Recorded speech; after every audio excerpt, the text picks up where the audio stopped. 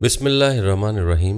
السلام علیکم محترم ناظرین، یقیناً ویڈیو کا ٹائٹل دیکھ کر اور پڑھ کر آپ کو 240 وولٹ کا جھٹکا لگا ہوگا، کیونکہ سعودی عرب میں کسی بھی ایسے اقدام کو کوئی بھی مسلمان برداشت نہیں کر سکتا جو کہ اسلام کے خلاف ہو، کیونکہ سعودی عرب وہ سرزمین ہے جو اسلام کا مرکز ہے، جہاں تمام مسلمانوں کا قبلہ موجود ہے، اور اسی سرزمین میں ہمارے پیارے آقا صلی اللہ علیہ وآلہ وسلم کا روضہ مبارک ہے۔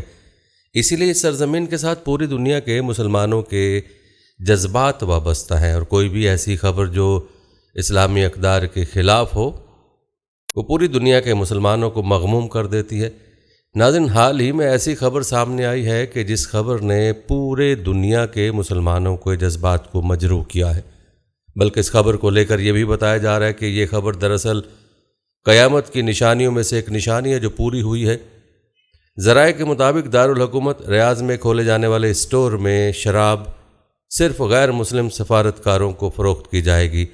ذرائع کے مطابق اس اسٹور سے شراب خریدنے کے لیے صارفین کو موبائل ایپ کے ذریعے خود کو رجسٹر کرنا ہوگا، اس کے بعد انہیں وزارت خارجہ سے کلیئرنس کوڈ بھیجا جائے گا، اس کے بعد ہی وہ دکان سے شراب خرید سکیں گے، تاہم ہر ماہ مقررہ کوٹے کے تحت ہی شراب خرید سکیں گے۔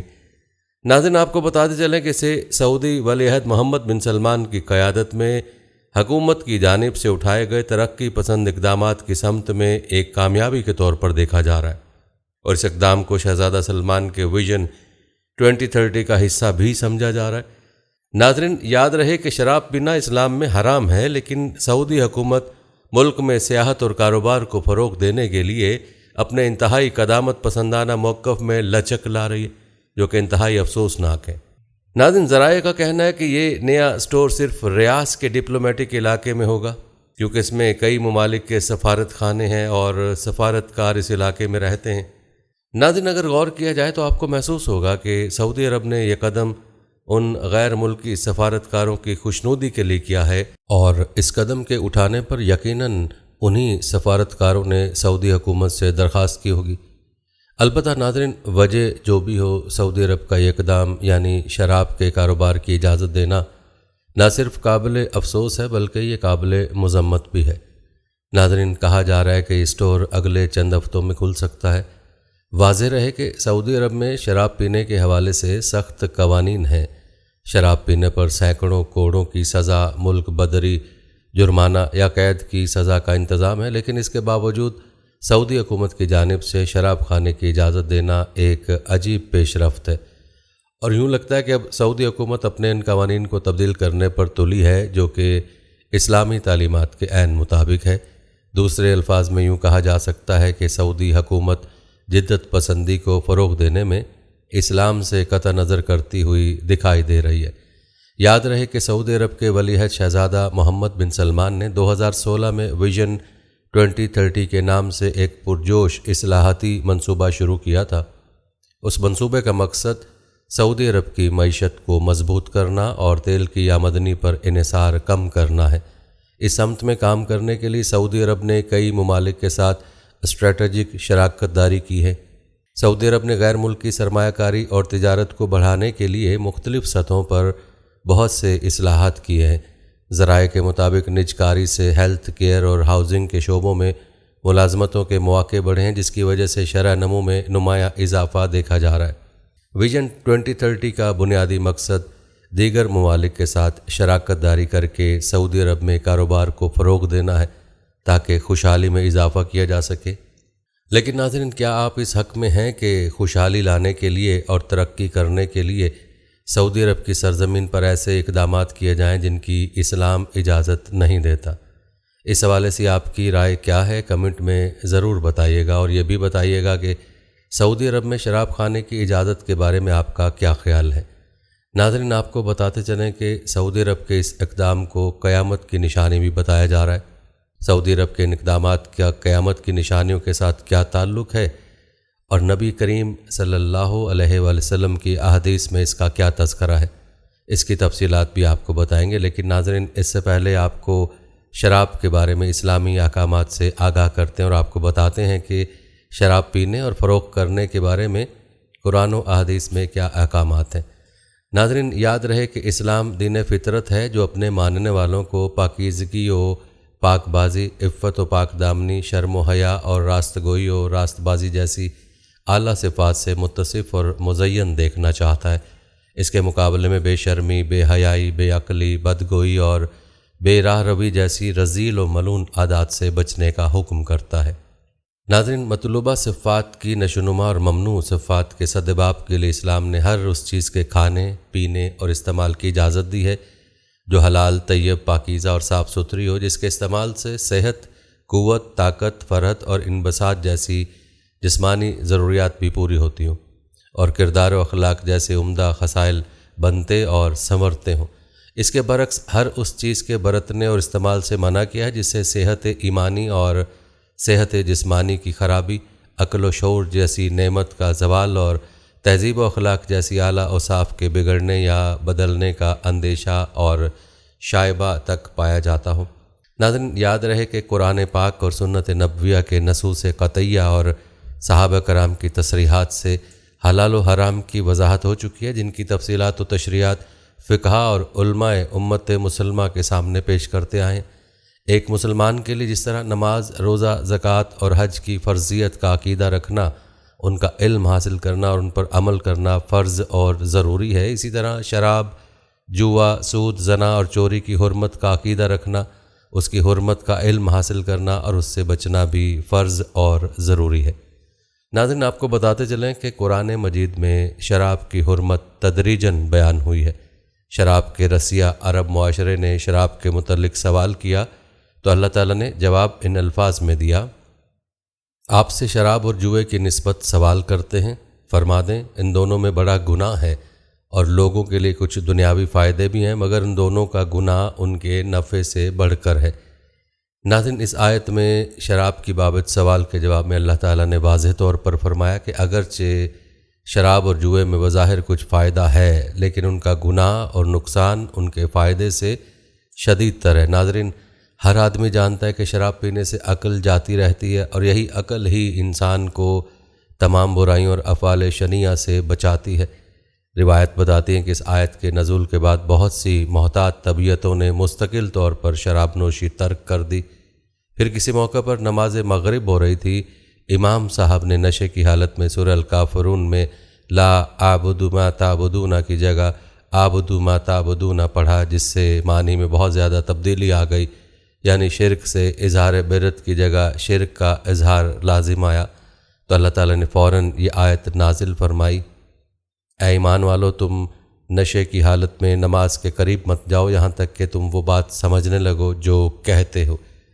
ناظرین، اس آیت سے بھی شراب کی ناپسندیدگی کا اظہار ہوتا ہے، اس لیے یہ دوسرا حکم نازل ہونے کے بعد بہت سے حضرات صحابہ کرام نے بالکل شراب نوشی ترک کر دی، اور بہت سے نے نماز عصر اور نماز مغرب کے بعد شراب پینا اس لیے چھوڑ دیا کہ ان نمازوں کے اوقات قریب قریب ہیں۔ اس آیت کے نزول کے بعد اشارات و قرائن سے یہی معلوم ہوتا تھا کہ ان قریب شراب کی حرمت کا قطعی حکم نازل ہونے والا ہے، اور اس عرصے میں حضرت عمر رضی اللہ تعالیٰ عنہ سے یہ دعا بھی منقول ہے کہ اے اللہ، شراب کے بارے میں فیصلہ کن حکم نازل فرما دے۔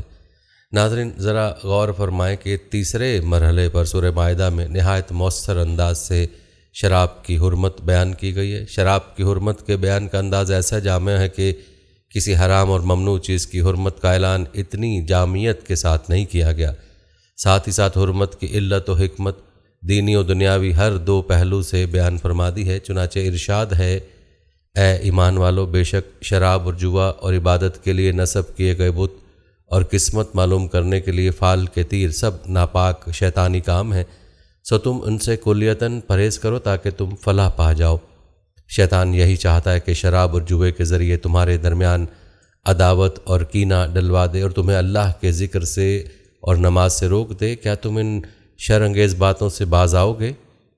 ناظرین، اس آیت میں حرمت شراب کے لیے نہایت مؤثر و بلیغ طرز بیان اختیار کرتے ہوئے اس کو اسم، رجس، اجتناب، انتہا، عمل شیطانی، بغض و عداوت کا سبب اور نماز و ذکر اللہ سے غفلت کا باعث قرار دے کر اس سے روکا ہے۔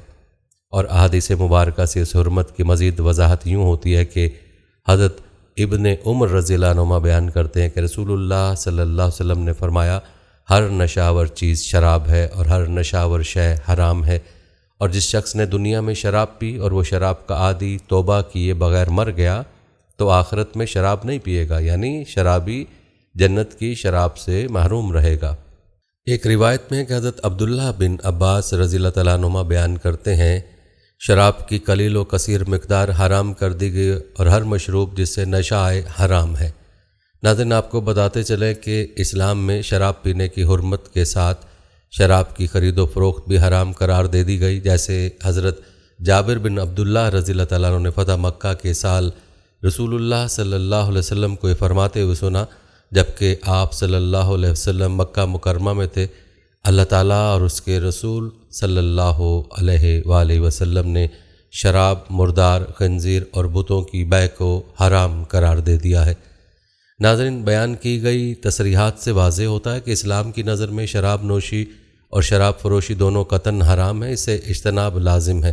لیکن ناظرین، افسوس ہے کہ شراب فروشی جیسے حرام کام کی سعودی عرب میں اجازت دے دی گئی ہے اور بہت جلد شراب کا کاروبار یعنی شراب خانہ سعودی عرب میں چل جائے گا۔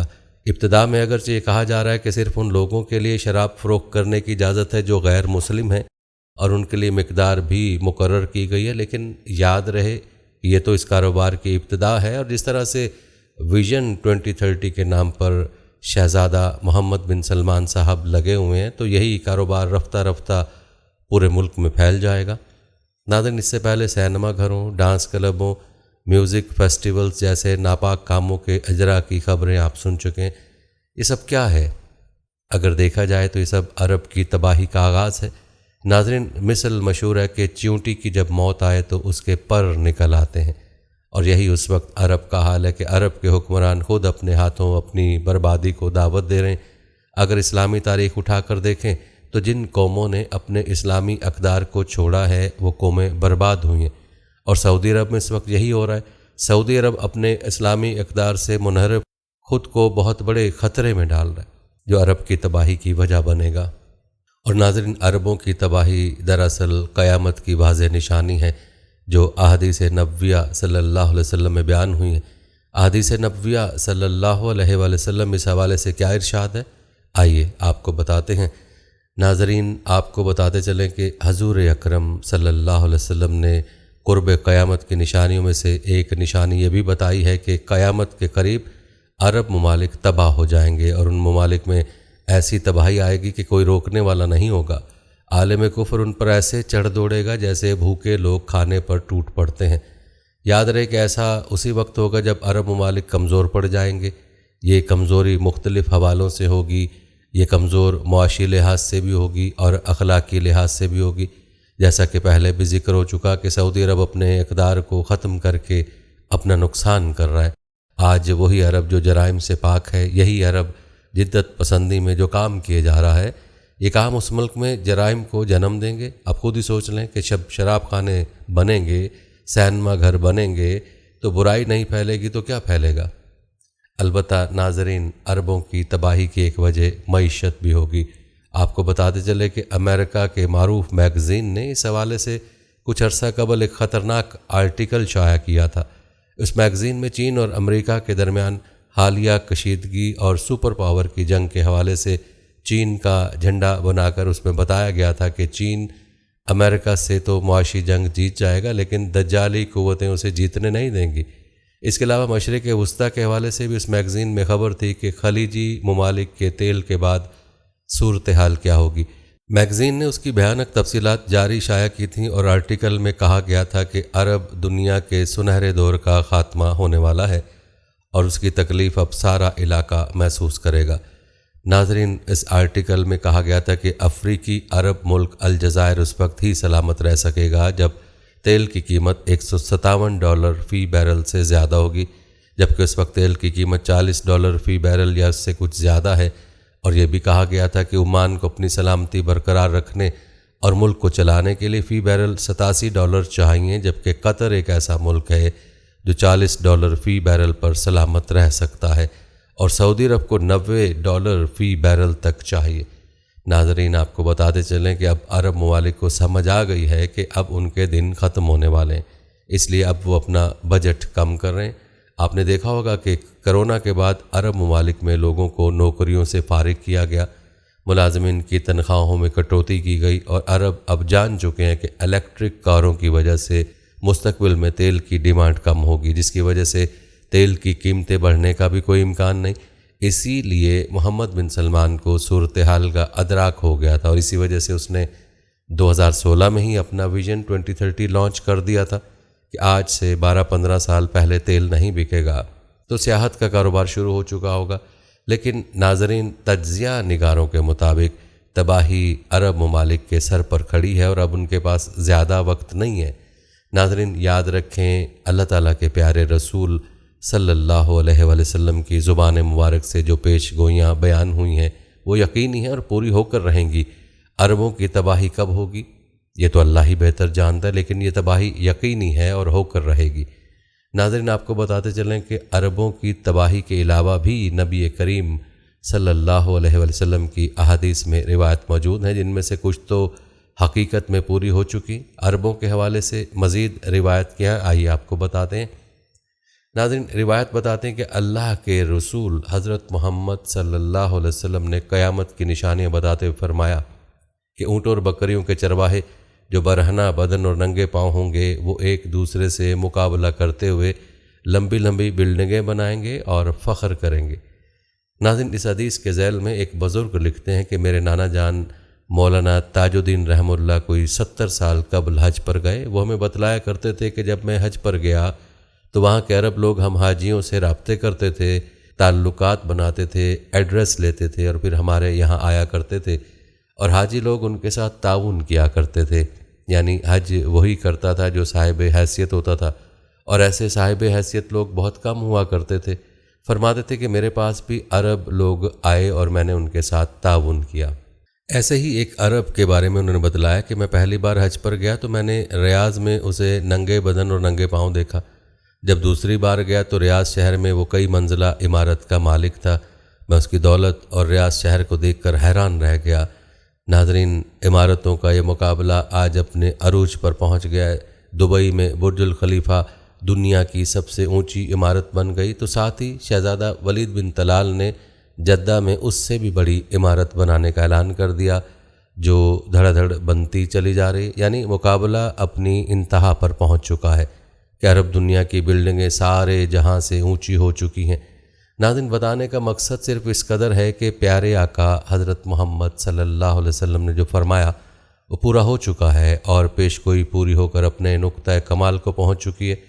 اس کے بعد اللہ کے اصول کے ہر کمال کے لیے زوال ہے کا آغاز بھی ہو چکا ہے کہ گاڑیاں صرف تیل پر نہیں رہیں بلکہ گیس، بیٹری اور سولر انرجی وغیرہ سے بھی چلنا شروع ہو گئیں۔ تیل دیگر ملکوں سے بھی بہت زیادہ نکلنا شروع ہو گیا کہ اب مارکیٹ تلاش کرنا بھی ایک مسئلہ ہے۔ ناظرین اب سوال پیدا ہوتا ہے اس زوال کے بعد کیا ہے، تو آپ کو بتاتے چلیں کہ اللہ کے رسول صلی اللہ علیہ وسلم کی ایک اور حدیث ہے کہ قیامت سے پہلے عرب دوبارہ سرسبز ہو جائے گا، یعنی پہلے بھی سرسبز تھا، قیامت کے قریب دوبارہ ہو جائے گا۔ ناظرین آپ کو بتاتے چلیں کہ مکہ کے قریب صحرا میں سے ہاتھی کی باقیات مل چکی ہیں، اور یاد رہے کہ ہاتھی انتہائی سرسبز علاقے میں ہوتا ہے۔ ناظرین کون سوچ سکتا تھا کہ سرزمین عرب کے صحرا اور خشک پہاڑ کے جنہیں اللہ تعالیٰ نے خود حضرت ابراہیم علیہ السلام کی زبان سے بے آب و گیا وادی قرار دیا، وہ سبزے سے لہلہا اٹھے گی۔ چنانچہ پوری دنیا میں گلوبل وارمنگ اور موسمیاتی تبدیلی کے باعث سعودی عرب اور امارات میں بارشیں شروع ہو چکی ہیں۔ اتنی بارشیں اور ہوائیں کے سیلاب آنا شروع ہو گئے۔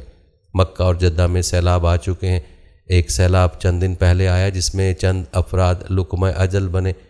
ناظرین اس تبدیلی کا نتیجہ یہ نکل رہا ہے کہ عرب سرزمین جسے پہلے ہی جدید ٹیکنالوجی کو کام میں لا کر سرسبز بنانے کی کوشش کی گئی ہے، وہ قدرتی موسم کی وجہ سے بھی سرسبز بننے جا رہی ہے۔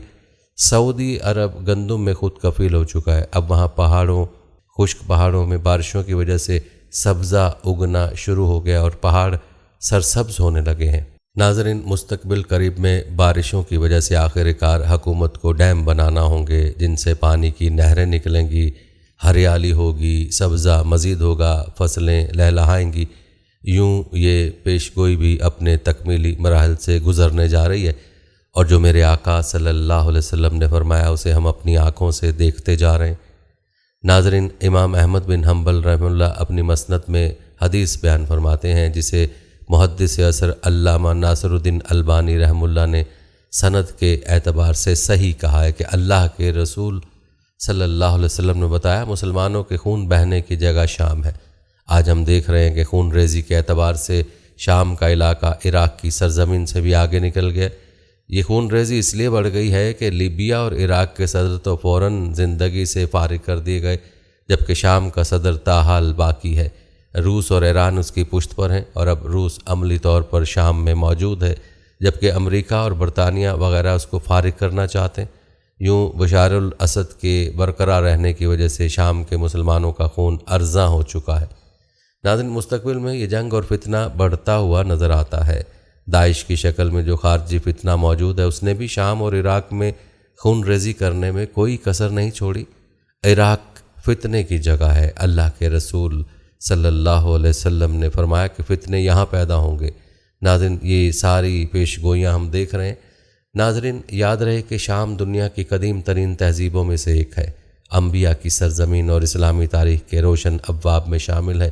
ہزاروں ائمہ، علماء، محدثین، فقہاء و ادباء اور مفکرین کا مرکز رہ چکا ہے، لیکن ملک شام میں آج اسلام اجنبی بن کر رہ گیا ہے۔ مغربی طاقتیں شام کے شہریوں پر ایسے ٹوٹ پڑی ہیں کہ جیسے گدھ کسی مرتار پر ٹوٹ پڑتا ہے۔ شام کے بچوں، عورتوں اور بزرگوں پر ہر وہ ظلم آزمایا جا چکا ہے جو آج کا انسان سوچ سکتا ہے۔ ناظرین، موجودہ حالات تیزی سے ہمیں عالمی جنگ کی طرف لے جا رہے ہیں، اور ہم ایک بے حس قوم کی طرح صرف کھیل کود اور مذاق میں مشغول ہیں۔ گزشتہ کئی سالوں سے شام، عراق، لبنان، فلسطین، کشمیر عالمی طاقتوں کے تختہ مشق بنے ہوئے۔ روز قتل عام ہوتا ہے، اور دنیا کا کوئی ملک ایسا نہیں کہ اس کی مذمت کرے یا ان کے ساتھ اظہار یکجہتی کرے۔ ناظرین، مکار دشمنوں نے شام میں سنی اور شیعہ آبادی کو آپس میں لڑوا کر اپنے مفاد کی جنگ جاری رکھی ہوئی ہے۔ ایک طرف روس ہے جو بشار الاسد کے حامی بن کر باغیوں کے نام پر شام کی معصوم عوام پر قہر ڈھا رہی ہے، تو دوسری جانب امریکہ اور اس کے اتحادی ہیں کہ جو عوام کی مدد کے نام پر خوفناک تباہی پھیلا رہے ہیں۔ دہشت گردی کے نام پر شام کو مقتل بنانے والی دنیا کی ان طاغوتی طاقتوں کا بال بھی کا نہیں ہو رہا، اور اگر کوئی اس سے متاثر ہے تو صرف اور صرف مسلمان ہے۔ ناظرین، آپ کو بتاتے چلیں کہ تنظیم برائے انسانی حقوق کے مطابق شام کی خانہ جنگی میں 2011 سے اب تک 4,15,000 عام شہری جاں بحق ہو چکے ہیں، جن میں اکثریت عورتوں اور بچوں کی ہے۔ اس کے علاوہ مجموعی طور پر لاکھوں افراد بے گھر ہو چکے ہیں، جبکہ بیرون ملک ہجرت کرنے والوں کی تعداد 80 لاکھ سے تجاوز کر گئی ہے۔ لیکن اس سب کے باوجود بھی شام میں جاری خونی جنگ رکنے کا نام ہی نہیں لے رہی ہے۔ ہر قوت اپنا زور دکھانے شام اور عراق کا رخ کر لیتی ہے، خواہ میزائل چیک کرنے ہوں یا گولیاں، لیکن کسی عالمی امن کے ٹھیکیدار کو یہ نظر نہیں آتا، کیونکہ اقوام متحدہ ہے ہی اسرائیل امریکہ گٹھ جوڑ۔ دو دہشت گرد ملک ہی امن کی بات کرتے ہیں۔ یہ مذاق نہ امت مسلمہ کو سمجھ آتا ہے، نہ دکھائی دیتا ہے اور نہ سنائی دیتا ہے۔ گونگی بہری سعودی حکومت کو نہ شام میں مرنے والے بے قصور لوگوں کی فکر ہے، نہ سعودی عوام کی۔ ان کو فکر ہے تو سینما ہالز کی اور فیشن ویک کی۔ ناظرین، یوں لگتا ہے کہ عرب اس حدیث سے غافل ہیں کہ رسول اللہ صلی اللہ علیہ وسلم نے ارشاد فرمایا تھا، اگر اہل شام میں فساد برپا ہو جائے تو پھر تم میں کوئی خیر نہیں ہے۔ میری امت میں ہمیشہ ایک ایسی جماعت رہے گی جس کو اللہ تعالیٰ کی مدد حاصل ہوگی، اس کو نیچا دکھانے والے قیامت تک اس جماعت کو نقصان نہیں پہنچا سکتے۔ ناظرین، نبی کریم صلی اللہ علیہ وسلم کی پیشن گوئیاں جو احادیث کی شکل میں موجود ہیں، واضح اعلان کرتے ہیں کہ اہل حق کون ہے اور باطل کون۔ ایک روایت میں رسول اللہ صلی اللہ علیہ وسلم نے ارشاد فرمایا، مسیح دجال مشرق سے آئے گا اور مدینہ کی جانب پیش قدمی کرے گا، یہاں تک کہ احد پہاڑ کے پیچھے تک پہنچے گا، پھر فرشتے اسے سرزمین شام کی طرف بھگا دیں گے اور وہ شام میں ہی ہلاک ہوگا۔ لیکن افسوس سے کہنا پڑتا ہے کہ شام میں معصوموں کی ہلاکت پر اقوام عالم خواب خرگوش کے مزے لیے سو رہی ہے۔ ناظرین، آج امت مسلمہ کے پاس ان احادیث پر غور کرنے کا وقت ہی نہیں ہے۔ ایک روایت میں عراق کے بارے میں اللہ کے رسول صلی اللہ علیہ وسلم نے یہ بھی فرمایا کہ دریائے فرات کے ڈیلٹا سے سونے کا پہاڑ نمودار ہوگا اور مختلف طاقتیں اس پر لڑ پڑیں گی اور سب لڑ کر ختم ہوں گی۔ ناظرین، اللہ تعالیٰ ہی بہتر جانتے ہیں کہ ترکی اور شام کے بعد عراق میں بہنے والے دریائے فرات سے یہ پہاڑ کب نمودار ہوگا، لیکن ہمارا ایمان ہے کہ ضرور نمودار ہوگا۔ ایسے سنگین حالات کے بارے میں امام مسلم اور ایک حدیث بیان فرماتے ہیں کہ اللہ کے رسول صلی اللہ علیہ وسلم نے فرمایا، عربوں کے لیے بربادی کے دن قریب آ گئے ہیں۔ یہ دن ایسے سخت ہوں گے، ایک شخص صبح اٹھے گا تو مومن ہوگا، شام کو کافر ہو جائے گا اور اگلے دن صبح کو پھر مسلمان بن جائے گا۔ یعنی حالات ایسے گھمبیر ہو جائیں گے کہ ایک مسلمان لٹو کی طرح گھومتا پھرے گا۔ ناظرین، مشرق وسطیٰ اور خصوصاً مسلمانوں اور ساری دنیا کے حالات کو اگر دیکھا جائے تو صاف نظر آتا ہے کہ دنیا ہولناکیوں کی جانب بڑھ رہی ہے۔ فرانس میں حالیہ حملوں کے بعد فرانس اور یورپ بھی عالمی جنگ کی بات کر چکے ہیں۔ سوال پیدا ہوتا ہے، اس عالمی جنگ کا مرکز کون سا خطہ ہوگا؟ واضح نظر آ رہا ہے مشرق وسطیٰ ہی متوقع ہے، جیسا کہ اللہ کے رسول صلی اللہ علیہ وسلم نے یہ بھی فرمایا کہ قیامت کے قریب زلزلے کثرت سے آئیں گے۔ سائنسدان بتا رہے ہیں کہ زلزلوں میں دن بدن شدت اور کثرت ریکارڈ کی جا رہی ہے۔ ناظرین، یہ حالات جو دیکھے جا رہے ہیں، یہ حالات بتاتے ہیں کہ قیامت زیادہ دور نہیں ہے۔ بیان کردہ روایت میں ایسی بہت سی نشانیاں ہیں جو کہ پوری ہو چکی ہیں اور کچھ پوری ہو رہی ہیں۔ ناظرین، ہم آپ کو قیامت کی بڑی نشانیوں کے بارے میں بتائیں گے جو ابھی پوری نہیں ہوئی ہیں اور جن کا پورا ہونا بھی باقی ہے، لیکن اس روایت کے موجودہ حالات کے پیش نظر ذرا غور سے ملاحظہ فرمائیں۔ حضرت ابو ہریرہ رضی اللہ تعالیٰ عنہ روایت کرتے ہیں کہ رسول اللہ صلی اللہ علیہ وسلم نے فرمایا، جب محصولات کو ذاتی دولت، امانت کو غنیمت اور زکوٰۃ کو تاوان سمجھا جانے لگے گا، غیر دینی کاموں کے لیے علم حاصل کیا جائے گا، مرد اپنی بیوی کا فرما برداری کرے گا اور اپنی ماں کی نافرمانی، اپنے دوست کو قریب کرے گا اور باپ کو دور، مسجدوں میں آوازیں بلند ہونے لگیں گی، قبیلے کا بدکار شخص ان کا سردار بن بیٹھے گا اور ذلیل آدمی قوم کا لیڈر یعنی حکمران بن جائے گا، اور آدمی کی عزت محض اس کے شر سے بچنے کے لیے کی جائے گی۔ گانے والی عورتیں اور گانے بجانے کا سامان عام ہو جائے گا، کھلے عام اور کثرت سے شرابیں پی جانے لگیں گی، اور بعد والے لوگ پہلے لوگوں کو لعن طعن سے یاد کریں گے۔ اس وقت سرخ آندھی، زلزلے، زمین میں دھس جانے، شکلیں بگڑ جانے، آسمان سے پتھر برسنے اور طرح طرح کے لگاتار عذابوں کا انتظار کرو۔ یہ نشانیاں یکے بعد دیگرے یوں ظاہر ہوں گی جس طرح کسی ہار کا دھاگا ٹوٹ جانے سے گرتے موتیوں کا تانتا بن جاتا ہے۔ ناظرین، اب خود ہی انصاف سے فیصلہ کریں کہ اس روایت میں بیان کی گئی نشانیوں میں سے کتنی ایسی نشانیاں ہیں جو کہ پوری ہو چکی ہیں۔ شاید ہی کوئی نشانی ہو جو باقی ہو، لیکن اس روایت میں بیان کردہ تقریباً نشانیاں پوری ہو چکی ہیں۔ اور اس روایت میں شراب کا بھی تذکرہ ہے کہ کثرت سے پی جائے گی۔ اگر ہم باقی مسلم ممالک میں حالات دیکھیں وہ تو ہمارے سامنے ہی ہیں، البتہ اب سعودی عرب نے بھی شراب کھانے کا آغاز کر دیا ہے، اور وہ وقت اب زیادہ دور نہیں ہے کہ وہاں بھی شراب عام ہو جائے گی۔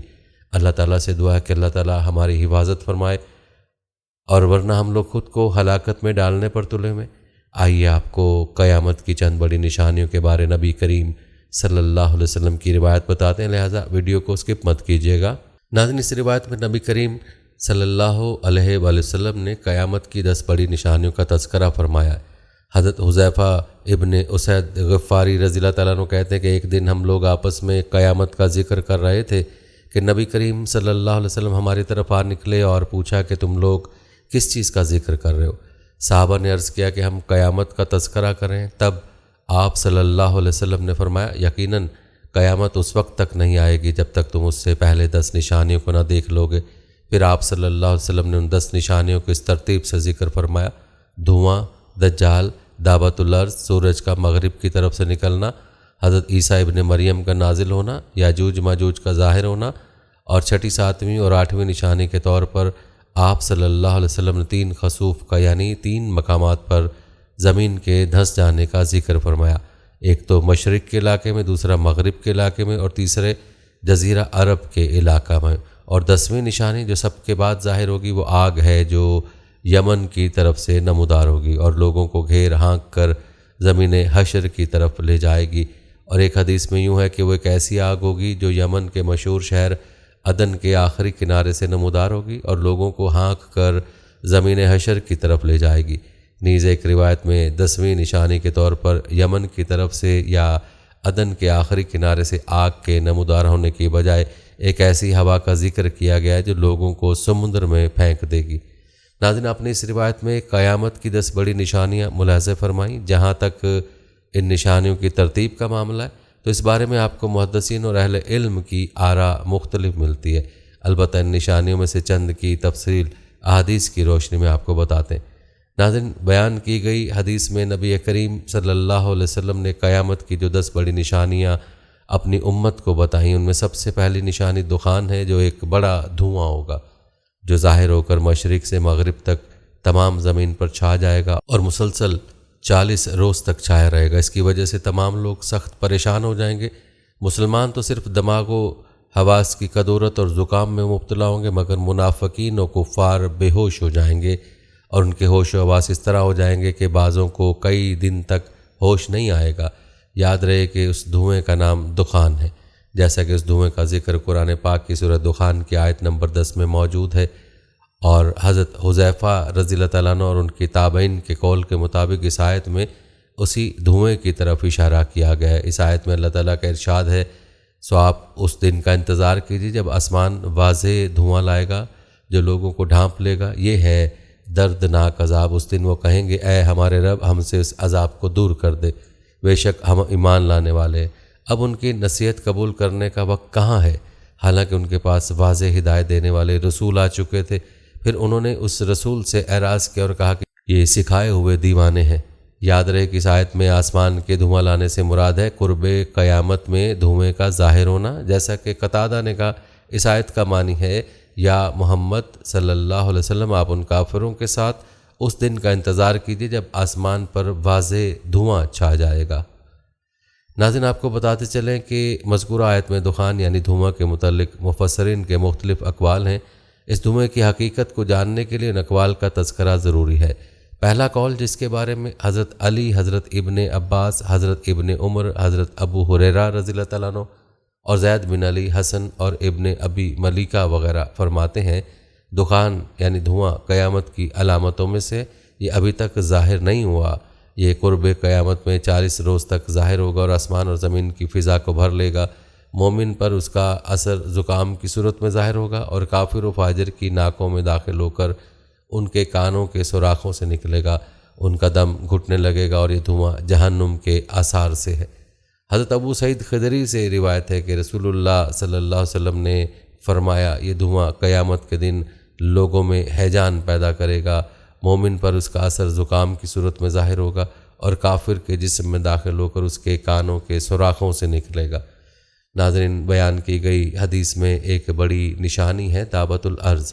دابۃ الارض سے مراد ایک عجیب الخلقت اور نادر شکل کا جانور ہے جو مسجد حرام میں کوہ صفا مروہ کے درمیان سے برآمد ہوگا، اور جس کا ذکر قرآن مجید میں کیا گیا ہے۔ علماء نے لکھا ہے کہ وہ جانور چوپائے کی صورت میں ہوگا جس کی درازی 60 گز کی ہوگی۔ اس کے نمودار ہونے کی صورت یہ ہوگی کہ کوہ صفا جو کعبہ کے مشرقی جانب واقع ہے یکا یک زلزلے سے پھٹ جائے گا، اور اس میں سے یہ جانور نکلے گا۔ اس کے ہاتھ میں حضرت موسیٰ علیہ السلام کا عصا ہوگا، اور دوسرے ہاتھ میں حضرت سلیمان کی انگشتری ہوگی۔ تمام شہروں اور علاقوں میں اتنی تیزی کے ساتھ دورہ کرے گا کہ کوئی فرد بشر اس کا پیچھا نہ کر سکے گا، اور دوڑ میں اس کا مقابلہ کر کے اس سے چھٹکارا نہ پا سکے گا۔ جہاں جہاں جائے گا ہر شخص پر نشان لگاتا جائے گا۔ جو صاحب ایمان ہوگا اس کو حضرت موسیٰ علیہ السلام کے عصا سے چھوئے گا، اس کی پیشانی پر مومن لکھ دے گا، اور جو کافر ہوگا اس پر حضرت سلیمان علیہ السلام کی انگشتری سے سیاہ مہر لگا دے گا، اور اس کے منہ پر کافر لکھ دے گا۔ تفسیر ابن کثیر کے مطابق جس جانور کا یہاں ذکر ہے یہ لوگوں کے بالکل بگڑ جانے اور دین حق کو چھوڑ بیٹھنے کے وقت آخر زمانے میں ظاہر ہوگا، جبکہ لوگوں نے دین حق کو بدل دیا ہوگا۔ بعض کہتے ہیں مکہ شریف سے نکلے گا، بعض کہتے ہیں اور کسی جگہ سے جس کی تفصیل آگے آنے والی۔ کہتے ہیں وہ جانور بولے گا، باتیں کرے گا، اور کہے گا کہ لوگ اللہ کی آیتوں کا یقین نہیں کرتے تھے۔ ابن جریر اسی کو مختار کہتے ہیں، لیکن اس قول میں نظر ہے، واللہ العلم۔ ابن عباس کا قول ہے کہ وہ انہیں زخمی کرے گا۔ ایک روایت میں ہے کہ وہ یہ اور وہ دونوں کرے گا۔ یہ قول بہت اچھا ہے اور دونوں باتوں میں کوئی تضاد نہیں، واللہ العلم۔